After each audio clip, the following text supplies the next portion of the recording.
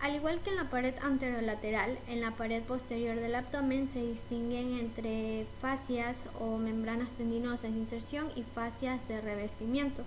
En cuanto a la aponeurosis de inserción, esta se dispone en tres planos que de la superficie a la profundidad vamos a encontrar al primer plano que hace referencia a la fascia toracolumbar.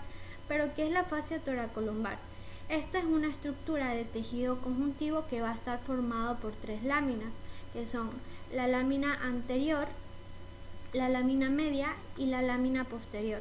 Tanto la lámina media como la lámina posterior, estas se van a insertar en las apófisis transversas y espinosas de las vértebras lumbares.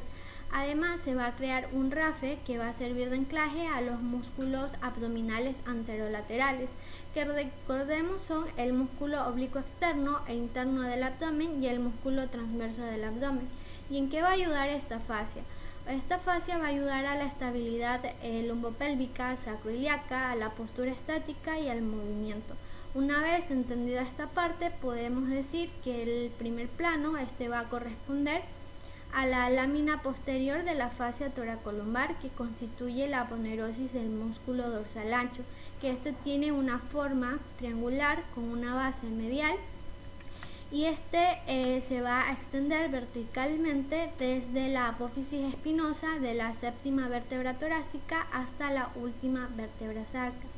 Su cara superficial en su parte superior va a estar cubierta por el músculo trapecio y su cara profunda cubre a los músculos serrato posterior inferior y oblicuo interno del abdomen y el músculo erector de la columna. En relación con este último músculo, la fascia se va a unir a lo largo del borde lateral del músculo erector de la columna. Luego sigue el segundo plano, que corresponde a lo que es la aponeurosis del músculo serrato posterior inferior superiormente y a la aponeurosis del músculo oblicuo interno del abdomen inferiormente. En cuanto a la aponeurosis del músculo serrato posterior inferior, se une en casi toda su extensión a la cara profunda de la lámina superficial de la fascia toracolumbar, mientras que la aponeurosis del músculo oblicuo interno del abdomen, se une a la hoja superficial de la fascia toracolumbar por medio de aquellas fibras que se insertan en la apófisis de la quinta vértebra lumbar y el extremo posterior de la cresta ilíaca. En cuanto al tercer plano, está formado por la lámina media de la fascia toracolumbar, que continúa lateralmente como aponeurosis posterior del músculo transverso del abdomen.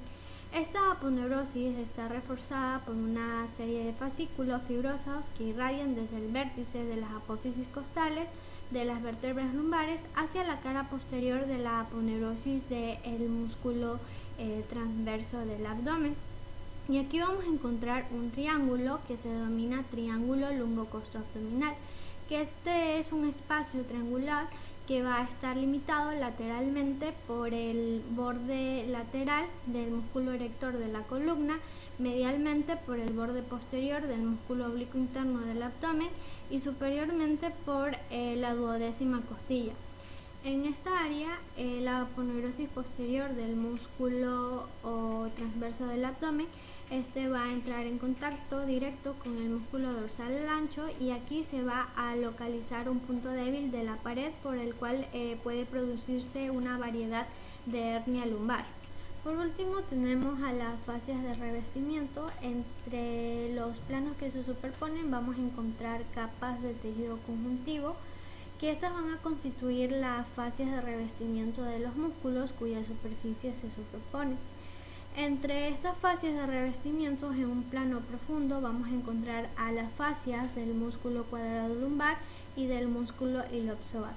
En cuanto a la fascia del músculo cuadrado lumbar, se va a extender sobre la cara anterior de este músculo y en su parte superior va a estar reforzada por el ligamento arqueado lateral, mientras que la fascia del músculo iliopsoas, o también conocido como fascia ilíaca, recubre en toda su extensión al músculo iliopsoas y en su parte superior se va a presentar un engrosamiento que se conoce como el ligamento arqueado medial. Bueno, ahora vamos a hablar acerca del diafragma. El diafragma es un músculo ancho y delgado que separa a manera de tabique transversal la cavidad torácica de la cavidad abdominal y se localiza debajo de los pulmones, como se puede apreciar en la imagen. Este tiene la forma de una cúpula cuya base corresponde a la circunferencia inferior del tórax. La convexidad corresponde a las vísceras torácicas, mientras que la concavidad corresponde a las vísceras abdominales, y su función se desarrolla fundamentalmente durante la inspiración. Y aquí vamos a encontrar dos partes, que son el centro tendinoso y la porción periférica o muscular, que es toda esta parte de aquí. El centro tendinoso, también llamado centro frénico, es una lámina tendinosa muy resistente, alargada transversalmente, que ocupa la porción central del diafragma. Su contorno es irregular y tiene la forma de un trébol de 3 hojas, o también llamados foliolos. Estos foliolos se dividen en el foliolo anterior, el foliolo derecho y el foliolo izquierdo. El foliolo anterior es el más ancho de los tres y también es el más corto. El foliolo derecho es oblicuo atrás y a la derecha. Está unido al foliolo anterior por medio de una porción más estrecha, donde se encuentra el foramen de la vena cava inferior. Y el foliolo izquierdo se expande hacia atrás y hacia la izquierda. Y bueno, las fibras tendinosas del centro tendinosa intermedias a los fascículos musculares presentan direcciones diversas. Entre estas, algunas se unen para formar dos fascículos diferenciados, denominados por Burgeri cintilla semicircular superior y cintilla o línea semicircular inferior. Ya estos van a corresponder al diafragma. La cintilla semicircular superior rodea posterior y medialmente el orificio de la vena cava y termina por medio de dos abanicos tendinosos en los foliolos anterior y derecho. La cintilla semicircular inferior tiene la forma de una herradura que une los foliolos derecho e izquierdo, pasa por delante y lateralmente al foramen de la vena cava inferior. Porción periférica o muscular del diafragma. En cuanto a sus inserciones, el diafragma se inserta en la columna vertebral, las costillas y el esternón. Se va a dividir en tres porciones, que son la porción lumbar, la porción costal y la porción external del diafragma. En la porción lumbar del diafragma se distingue a ambos lados de la línea media una parte medial y otra lateral. La parte medial comprende las fibras de la porción lumbar del diafragma que se insertan en los cuerpos vertebrales. Estas fibras van a formar dos fascículos gruesos, uno derecho denominado pilar derecho del diafragma y uno izquierdo denominado pilar izquierdo del diafragma. El pilar derecho es más largo y más grueso que el izquierdo. Se inserta por medio de un tendón en la cara anterior de los cuerpos de las vértebras lumbares segunda y tercera, y en los discos invertebrales que las unen entre sí, asimismo en los cuerpos vertebrales vecinos. El pilar izquierdo se inserta por medio de un tendón en el cuerpo de la segunda vértebra lumbar y los discos invertebrales vecinos a esta.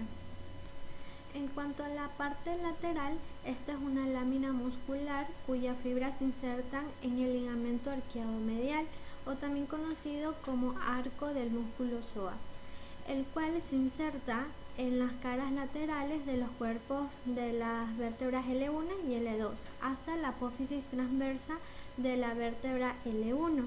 Al lado de este ligamento se encuentra otro ligamento, que es el ligamento arqueado lateral, o también conocido como arco del músculo cuadrado lumbar, que se origina en el vértice de la apófisis transversa de la primera vértebra lumbar y ahí luego se dirige al vértice de la 12ª costilla.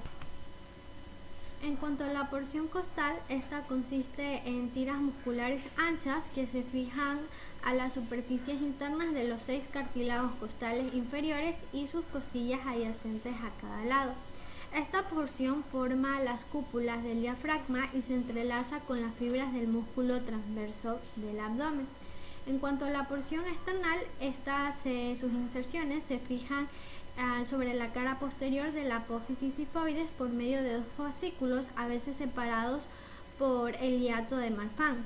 Las inserciones externales se hallan separadas de la porción costal por el triángulo esternocostal de Larrey, por donde discurren ramas abdominales de la arteria mamaria interna, que es este de aquí.